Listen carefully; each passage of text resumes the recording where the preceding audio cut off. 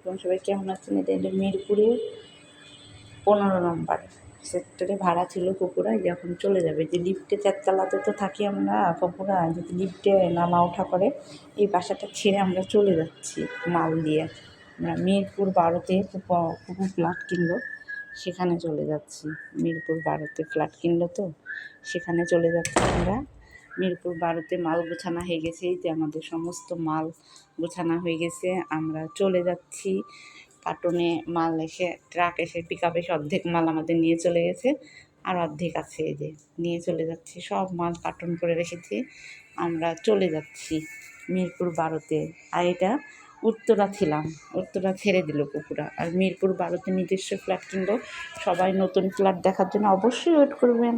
আমরা এখন থেকে নতুন ফ্ল্যাট দেখাবো। এই যে আলমারি টালমারি সমস্ত মাল গুছিয়েছি আমাদের।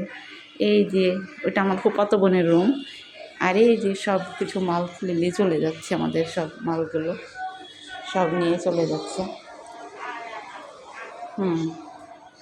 আমরা চলে যাচ্ছি মিরপুর 12তে। আমি উত্তরা এসেছি 8 তারিখের দিন নাইটের রাস্তায় এসেছি আমার আব্বুর সাথে। আমার আব্বু চলে গেল আমাকে ছুঁয়ে দিয়ে। এখন আমি আছি। আমি সামনের মাসের 12-13 তারিখে রাজশাহী যাবো আবার। এখন আমি উত্তরাতেই আছি, আমরা মিরপুরে চলে যাব। এই বাসা ছেড়ে দিলাম, বাসা ভাড়া। সবাই ওয়েট করবেন অবশ্যই। হ্যাঁ, আমি একটা মাস ঢাকায় থাকবো। আমি এই মাসের 9 তারিখে এসেছি না, ওই মাসের 9 তারিখে চলে যাব 1 মাস বুঝিয়ে। এই যে আমাদের বাসাটা, এটাও খুব সুন্দর ছিল, কিন্তু আমাদের ওই বাসাটা আরও বেশি সুন্দর। সবাই ভালো থাকেন, সবাই ভালো থাকেন, সবাই ভালো থাকেন। আল্লাহ হাফিজ। সবাইকে নতুন বাড়ি দেখার জন্য অবশ্যই ওয়েট করবেন।